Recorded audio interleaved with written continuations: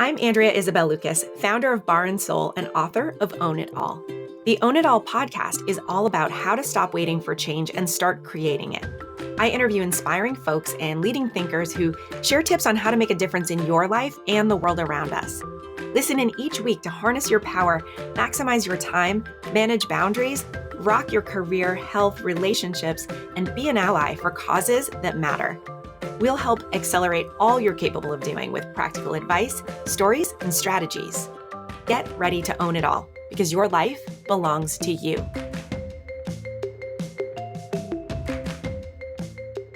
Hi, and welcome to the Own It All podcast. I am so excited today for our guest, Charlene A. Carruthers. She is a Black queer feminist community organizer and writer with over 15 years of experience in racial justice, feminist, and youth leadership development movement work. As the founding national director of BYP 100, that's Black Youth Project 100, she has worked alongside hundreds of young Black activists to build a national base of activist, member-led organization of Black 18 to 35-year-olds dedicated to creating justice and freedom for all Black people. Her passion for developing young leaders to build capacity within marginalized communities has led her to work on immigrant rights, economic justice, and civil rights campaigns nationwide.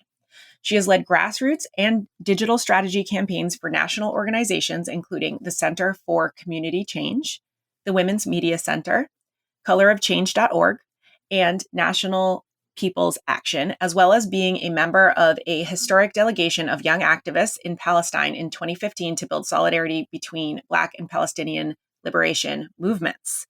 Charlene is a 2019 Roddenberry Fellow and founder of the Chicago Center for Leadership and Transformation, a locally rooted and nationally connected learning community for political education, grassroots organizing, language, and strategic communications capacity building.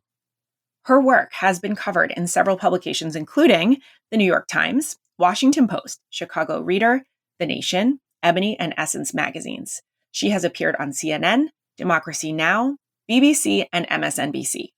Charlene has also written for TheRoot.com, Teen Vogue, Truth Out, Color Lines, and the Boston Review. She's recognized as one of the top 10 most influential African Americans by the Root 100, one of Ebony magazine's Woke 100, an emerging power player in Chicago Magazine, and is the 2017 recipient of the YWCA's Dr. Dorothy I. Height Award. A believer in telling more complete stories about the Black radical tradition, Charlene provides critical analysis, political education, and leadership development training for activists across the globe. Charlene has served as a featured speaker at various institutions, including Wellesley College, Shaw University, Princeton University, Northwestern University, and her alma mater, which is Illinois Wesleyan University.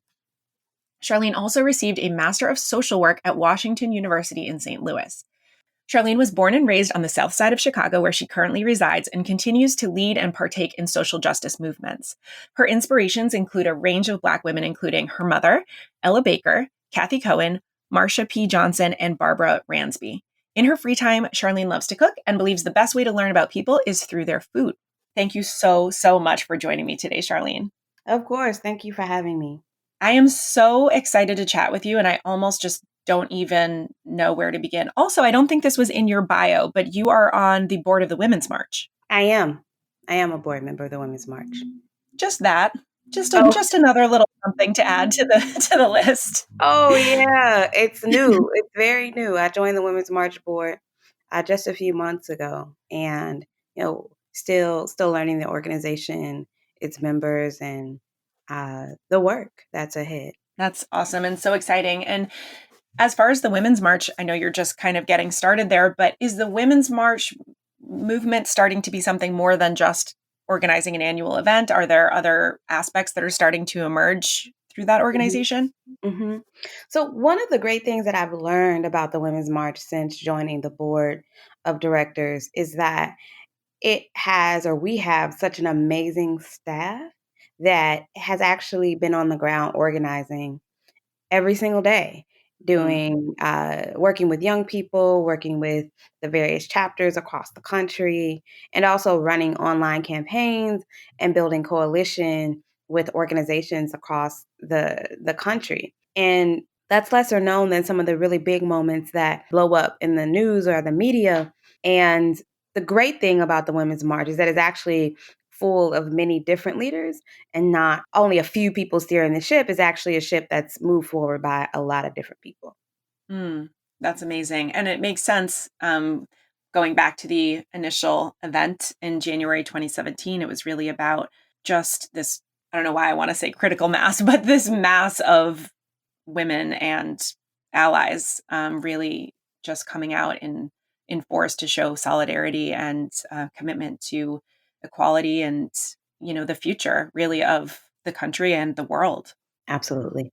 One of the things that I was watching you speaking in a video, and you made the statement of living within your full dignity, like for all people, whether they're incarcerated, whether they are in a marginalized group, but just really that idea of full dignity for all. And I think that that is just such a beautiful way of putting it, because I think so many people who are kind of on the outside looking in on those of us that are really passionate about fighting for equality think that it's about fighting, or when it really, it's like it's not fighting with, it's fighting for. Mhm. And the idea of living within your full dignity, I mean, it sounds like a birthright to me. It sounds like something that everyone should have. And I think, first of all, it's like, how could you argue with that? And there's a lot of people who don't realize the lack of dignity that some groups of people are faced with, really. Absolutely. The unfortunate reality is that we do live in a world where people from various marginalized and oppressed groups, be it folks who are women, people who are gender nonconforming, folks who are Mhm. transgender, people who are living below the poverty line or at the poverty line, people who are disabled, folks who are incarcerated, people across the LGBTQ community. I could go on and on and on Mhm. about groups of people who are targeted by multiple or varying systems, public policy, institutions, what's deemed as normal in society. And all of these things collude to really impact how people can live their everyday lives. And it's a systemic, meaning ongoing, not dependent on one person's action, but actually something that happens over and over and over again. uh, this systemic harm, violence, and systemic stripping of their dignity. And Mm. so, you know, one big word that's consistently brought up in the media, in conversations, in social justice spaces is this framework of intersectionality. And intersectionality, in and of itself, is a framework developed by Kimberly Crenshaw at the intersections of Black feminism and legal scholarship that says that, and specifically when she first wrote about intersectionality, she specifically spoke to the experiences of Black women. And Mhm. furthermore, I would say Black cisgender women. And at that time, I would imagine that, not just imagine, I believe that that has evolved and expanded since then. Mhm. And she was talking about Black women and saying that in order to understand the experiences of Black women, we both had to actually look at race and gender, and Mm. that the ways that these identities, the experiences that come as a result of these identities intersect. And we have to understand them as both women and as Black, and that being Black women cannot be separated. The two things cannot be separated from one another. So, intersectionality is a framework, a way of looking at things where we look at the multiple systems that are involved in the oppression of people. And Mm. so, that is deeply connected to dignity and our ability to live within our full dignity. Because in order to understand what strips away our dignity as individuals and as groups, we have to understand the multiple systems of oppression and how they intersect and then impact our lives. That's how I, make sense of what's happening around me and it to me and in the world. And some of these concepts are really, really big concepts, but frankly, it is about how are you understanding the world as it is, and in understanding the world as it is, how can you then work towards creating the world as it should be. So it sounds like, if I'm understanding what you're saying, like for you right now, the most important issue is really looking at what we're dealing with, and in terms of what is causing certain groups to have their dignity stripped away, and what are the multiple sort of threads or factors that are involved in that. It's not enough to just say feminist or anti-racist. Like there's something so much bigger that we need to be looking at and understanding all the various things that are contributing to this lack of equality, which is essentially coming down to a lack of dignity for all people. Absolutely. I think that humans can have a tendency to want to whittle things down into the smallest bite sized pieces they possibly can.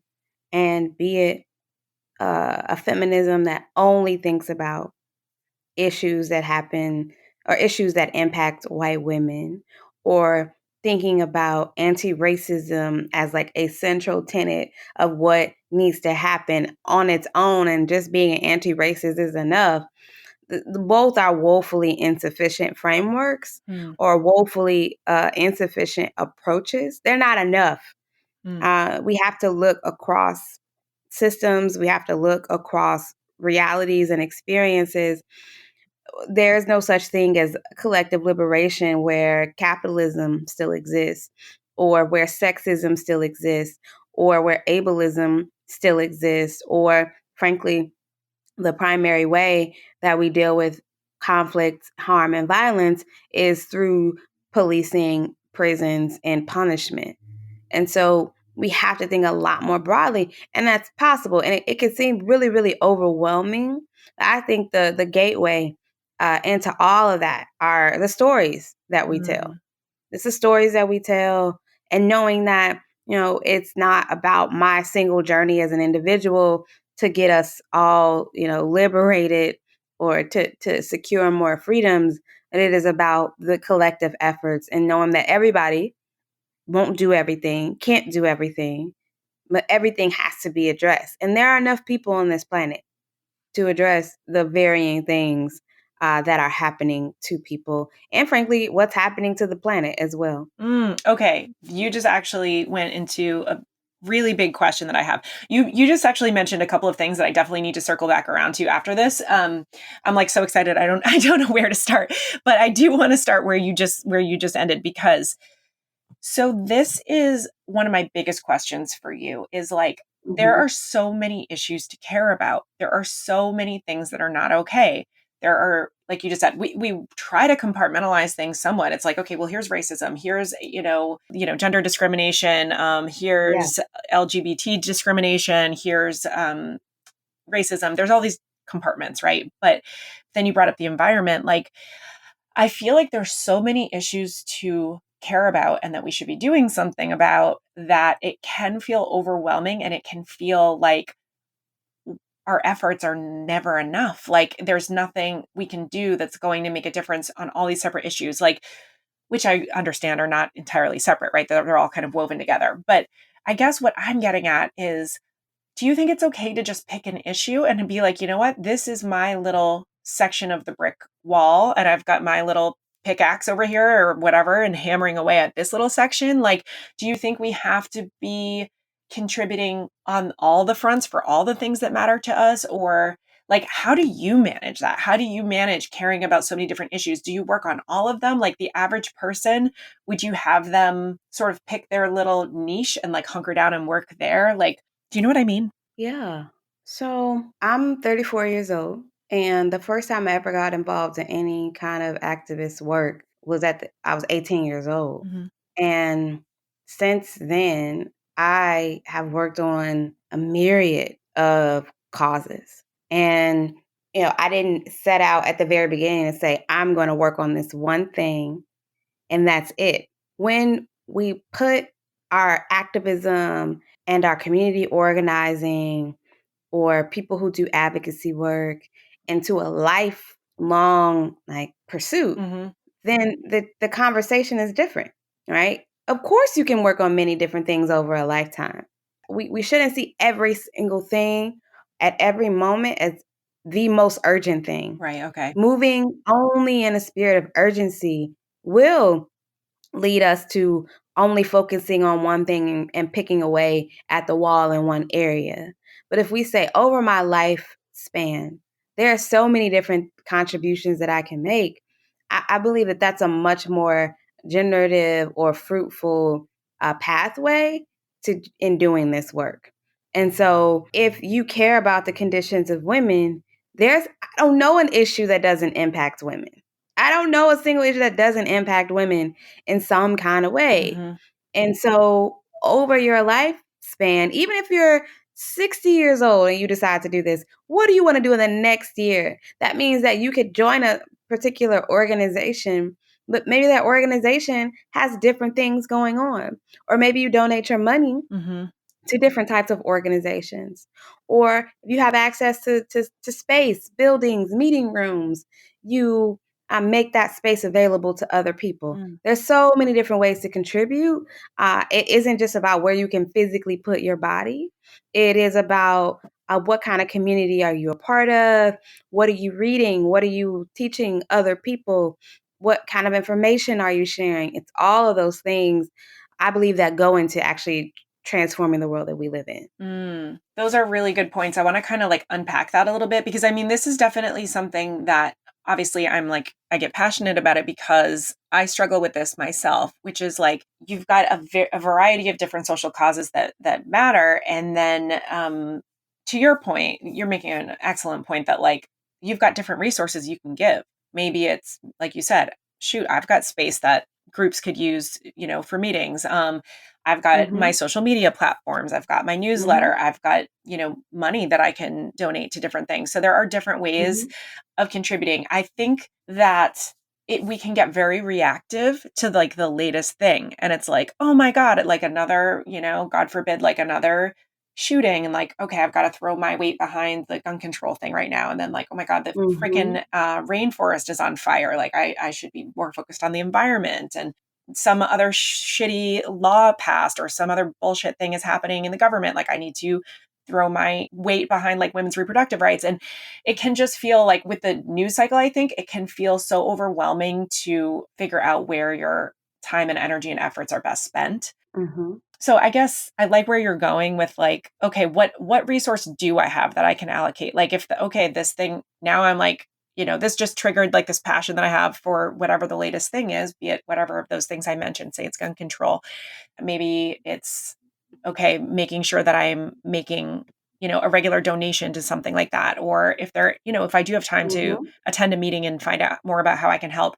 I guess what I'm Yep. getting at is like most of the listeners of this podcast are women. They have a lot of things on their plate. They're managing a lot, probably careers, households, and Mhm, wanting to own their power and own the difference that they can make. And just yeah, I'm trying to help us see how we can best contribute and not just get overwhelmed and like have that urge to just want to go stick your head in the sand, which I think can happen when things feel so big and so overwhelming. mhm. So I once did this exercise in a leadership development, like cohort fellowship that I'm a part of, and we went back and forth with each other, like in a pair, and asked the other what would be possible if you owned your power? And answering that question, we went back and forth, for a short amount of time, asking each other that question. And what it revealed for me are the openings, the things that I've been afraid to do, or the things that other people told me I couldn't do. And nothing I mentioned was impossible. Mm, Like, nothing I mentioned was impossible. If I, Charlene, like me, if I fully owned my power, I would have started writing the novel that I'm working on right now a while ago. But I'm choosing to like fully own my power and write the novel mm, and quiet a lot of the voices that are my own, frankly, that say, "Well, you're not a fiction writer.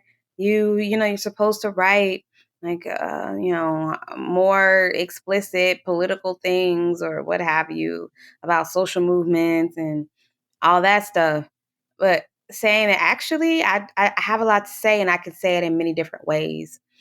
for me, it's been an exercise in owning my power. Mm, Owning my power also for me means like creating boundaries, articulating or communicating those boundaries with the people I'm in relationship with, be it through work, friendships, any of those things, family members, creating those boundaries and actually sticking to them and being in my integrity with those boundaries. And that's saying that actually I can say what I will and will not do. I can say what works for me and what doesn't work for me. And of course, I'm not making these decisions just like selfishly, but I am making them within my own self interest that is deeply connected or grounded in like community values, and knowing that if I'm not well, I actually can't show up to community very well. Like that's not possible. mm-hmm, And so I have to create boundaries because people don't know what I do every single day. Like we only know our own mm, lives. And so helping to like be clear about how I'm going to show up, how I can and cannot show up is it's valuable not just for me, it's valuable for the people that I'm working with, that I'm around and in community with. And so those are just two basic examples of what I think of when it comes to owning my power. And I guess I'll also add to that, like owning my schedule, my mm, calendar. Like I intentionally am working towards having no meetings and calls on Mondays and just making that boundary and saying that actually, when I have a day without calls or meetings or interviews, I'm actually able to get things mm-hmm, done in my life so I can better show up mm-hmm. to the other commitments in the rest of the week. Thank you. You just gave us so many good tips and good places to start.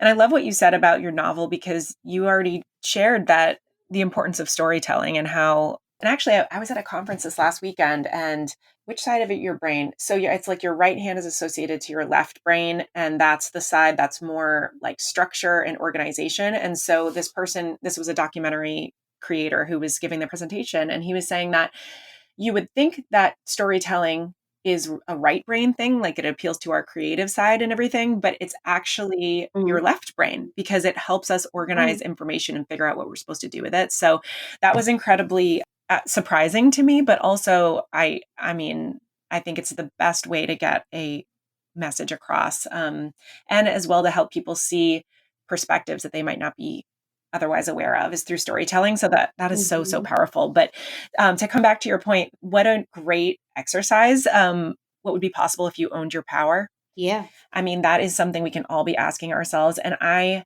couldn't agree with you more about boundaries. And, boundaries, I think, especially for a lot of women, can feel really challenging because we are socialized to believe that we are supposed to put everybody else first, that like our children are more important, or that, our partner or our families or our elders or whoever that we serve.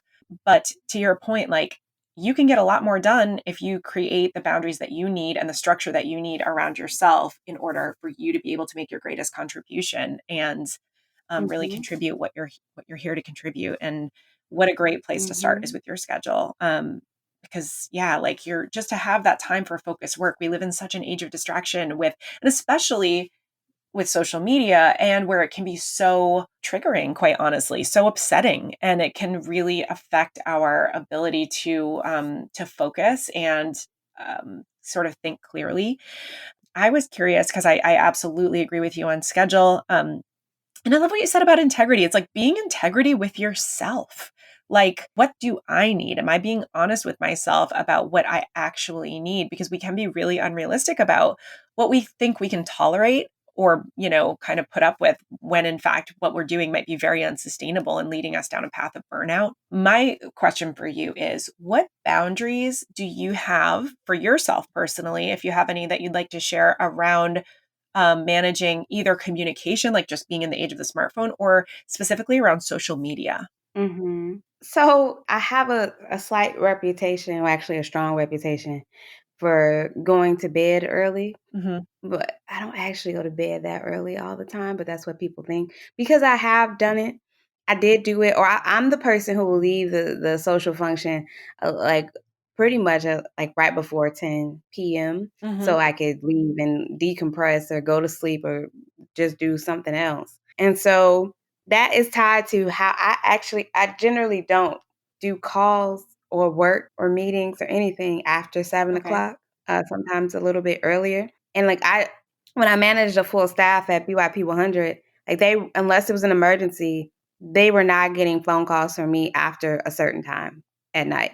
I wasn't like, I'm not that person. If you're on vacation, I'm not contacting you like that. It literally, like, the building has to be burning down. And if that's the case, I don't know what you can do anyway. If you're not there, there's little that you can do. Right. And so I work to practice and generally practice very strong boundaries around time. Okay. And I strongly believe in that.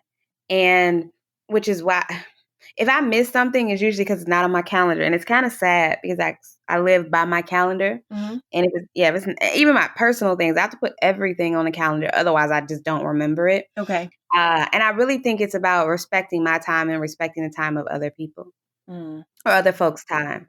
Other boundaries that are really important to me is like I don't like doing business over Facebook messages Right. or Twitter DMs or Mm. Instagram DMs, which is why I post my email or an email address everywhere, Hmm.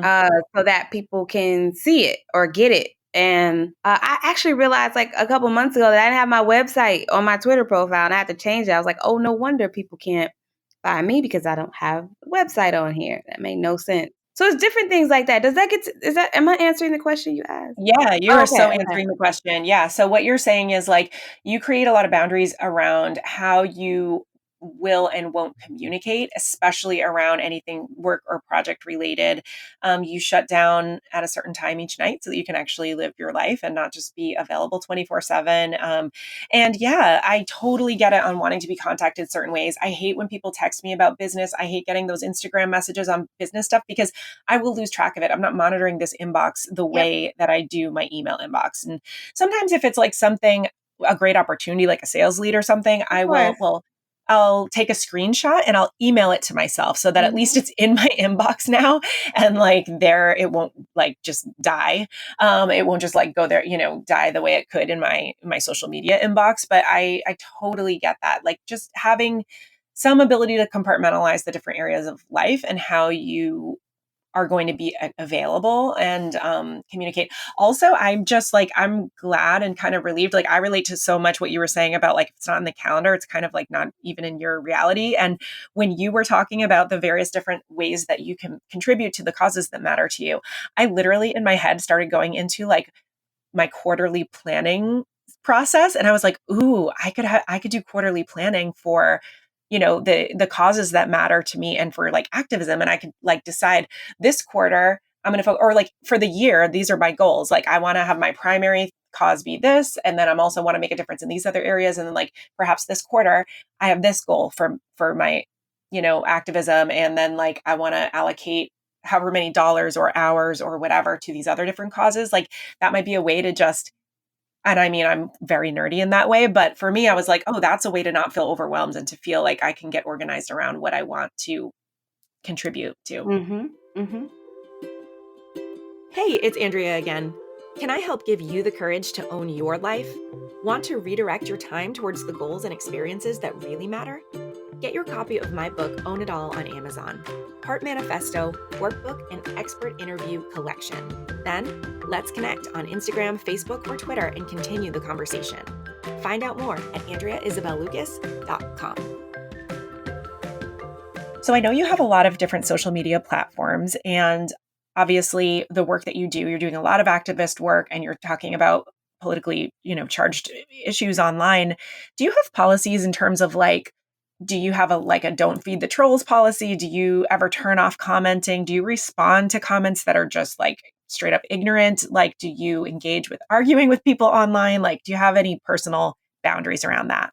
Yes. So when it comes to boundaries online, I usually look and see who the person is who's saying the thing or Hmm. the account. I shouldn't even say person. I should say the account Yeah. that's saying something. And I go from there. I usually don't engage with trolls. I usually just block and keep it moving. If someone is approaching me in a respectful way, then I will oftentimes respond to them. But I don't engage, like, when people say something extremely mean or cruel, racist, sexist, homophobic, transphobic, any of those things, I just block them because I'm not going to engage with them because I found that it's not useful. And then some people, like, they send emails and then I have to block them on my email. Mm, And so it can be, and I'm also, like, just aware that I do a lot of public events, and people have shown up mm, to public events. This is actually reminding me of something I forgot about, like, that so there are all kinds of ways that harassment happens, mhm, and just being, aware of that and knowing that safety isn't guaranteed, but in social media, I can at least create some boundaries that work for me. mm. Awesome. Thank you.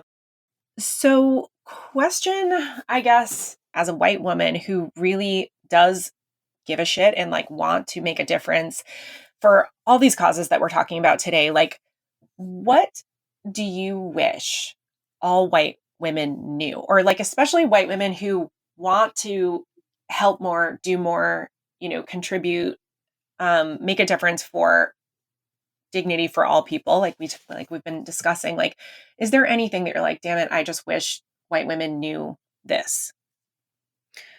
Well, I speak at a lot of different places, and that is usually a question that comes up. And I'm always little.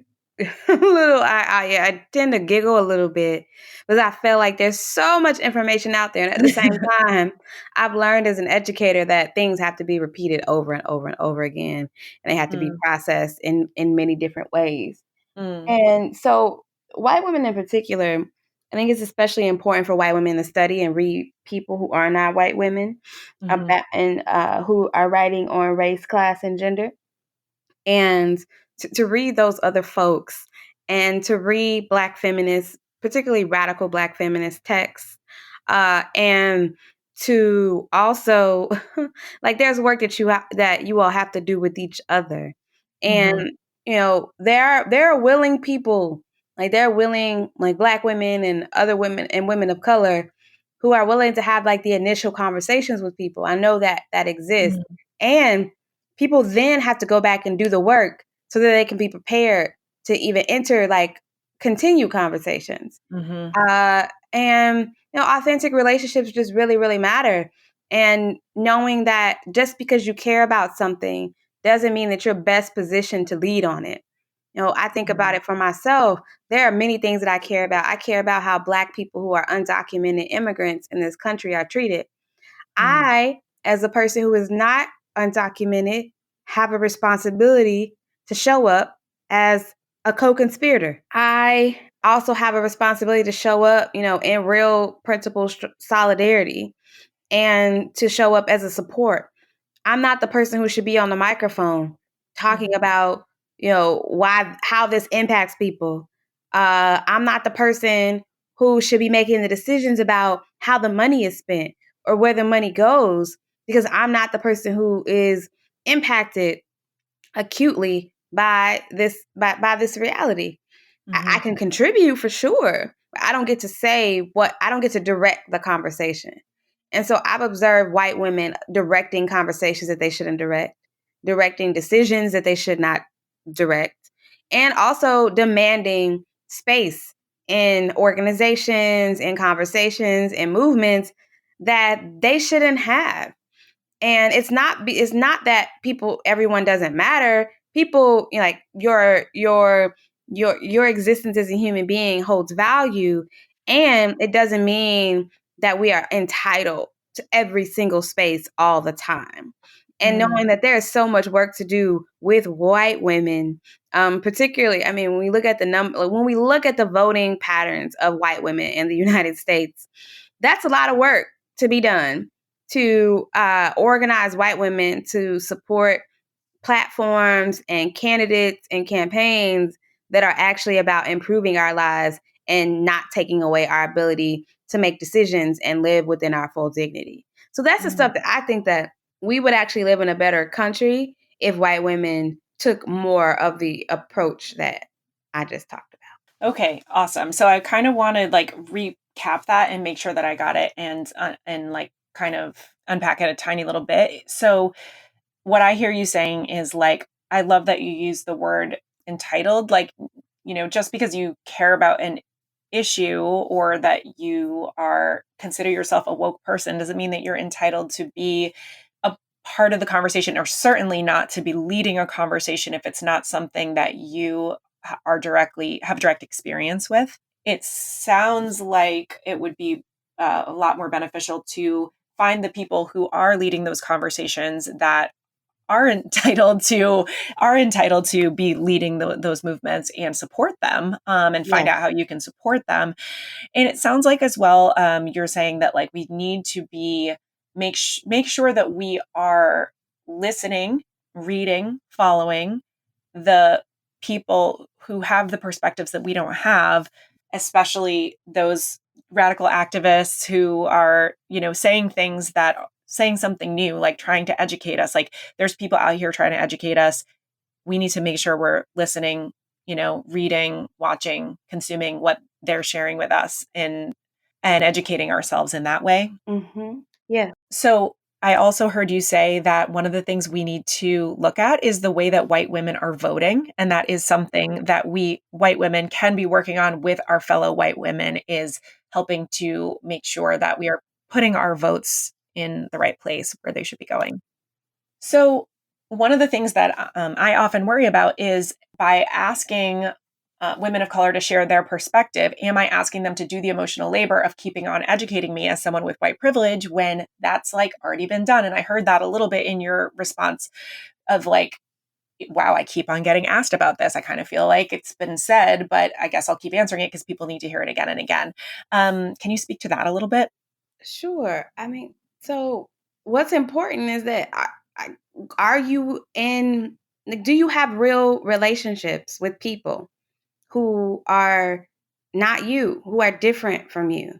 Like, Hmm. do you have somebody who you can go to where they don't feel like you're extracting from them all the time? Because Mm, if you're in real relationship with, or like genuine relationship, be it friendship, or you are you share membership in an organization or whatever that is, then why couldn't you ask them that question?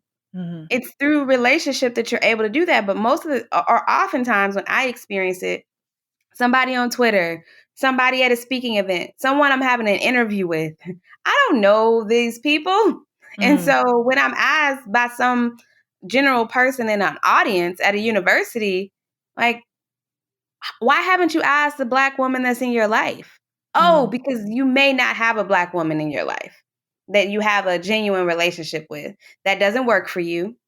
That isn't someone who's your student or your whatever, but you actually have a real relationship with them. So that's why you're asking me this question, because you're not in genuine relationship with somebody else. And Hmm. so I do think that it's when people are in community with other folks, then that's when they can have those conversations. It shouldn't take someone like being someone you don't know to answer the Hmm. question. Like, it Hmm. shouldn't be some random like person that you just ask on Twitter. And I also recognize that so many of us are isolated.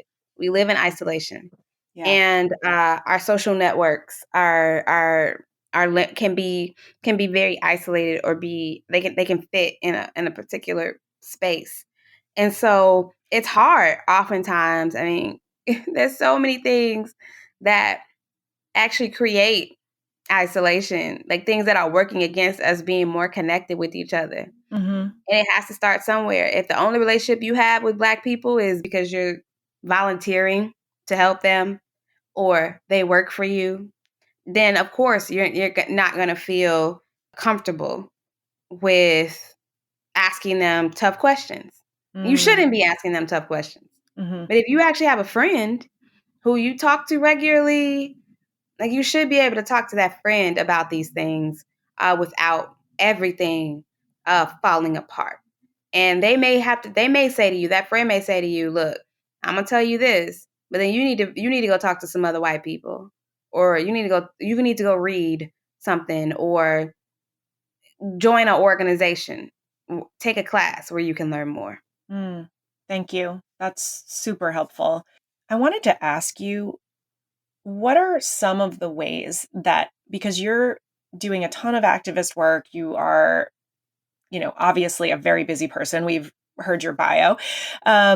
What do you do? I know that you are guard your calendar, you guard your time. Are there any other things that you do to avoid burnout or just to generally take care of yourself that might be helpful for other people to hear about that they might learn from?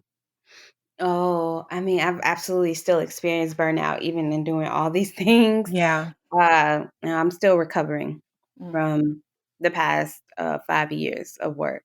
mm, So I do a bunch of stuff. Like uh, for a good chunk of time, I was going to therapy.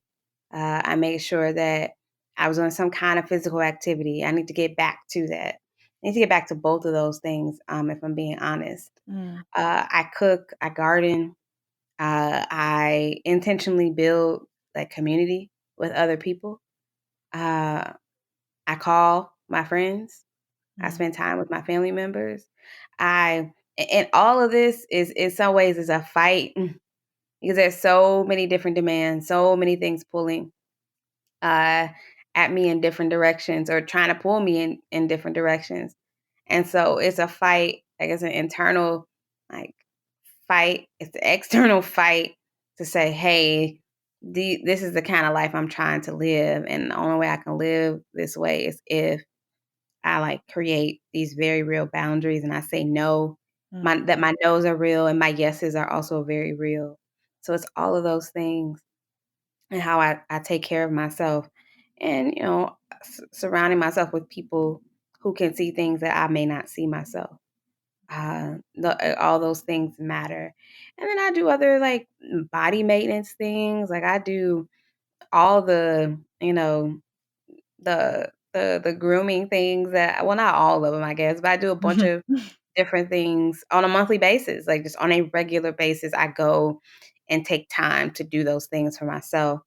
Um, and that's the I see self care as a part of a broader self work like regimen.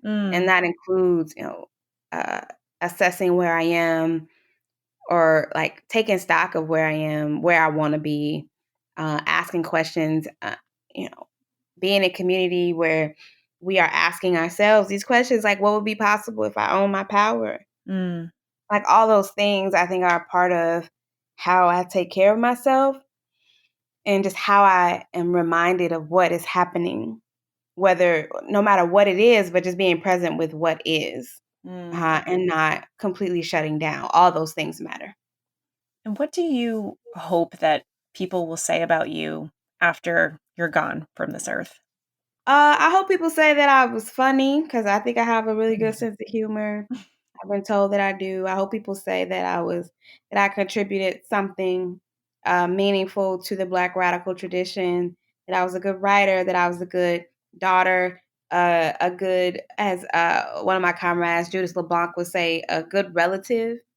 That I was, yeah, I was a good relative, and that I lived my life as fully as I possibly could. I think those are the other things that, and a New York Times best-selling author, things mm, like that as mhm, well. Maybe an Emmy mm. winner. I could think of many things that would be really great. All kinds of good things when you're owning your power. Yeah. So you started to touch on some of these concepts that are radical, like the end of policing and incarceration and capitalism. And I feel bad that we didn't get a chance to delve into that. And I have to be sensitive to time because I know that you're Mhm. almost time for you to jump. How can people learn more about you and your work and your philosophies? And how can they stay in touch with you? Well, my website is charlenecarruthers.com. My Instagram is Charlene Carruthers. My Twitter is Charlene CAC. And I have a public Facebook page that's just Charlene A. Carruthers. And I post things there all the time, resources, articles, thoughts, ideas. And then also on my website, and on all my social media feeds, I'll share books and resources that people should check out if they want to learn more. Like Angela Davis's "Our Prison's Obsolete" is a really great place to start. And then my book, Unapologetic, Black Queer Feminist Mandate for Radical Movements, is another great place to start. Amazing. Thank you so, so much. It really was an honor and a privilege to be able to interview you today. And I've learned a lot, and I hope our listeners have too. And I look forward to following along and continuing to stay in touch. Thank you so much.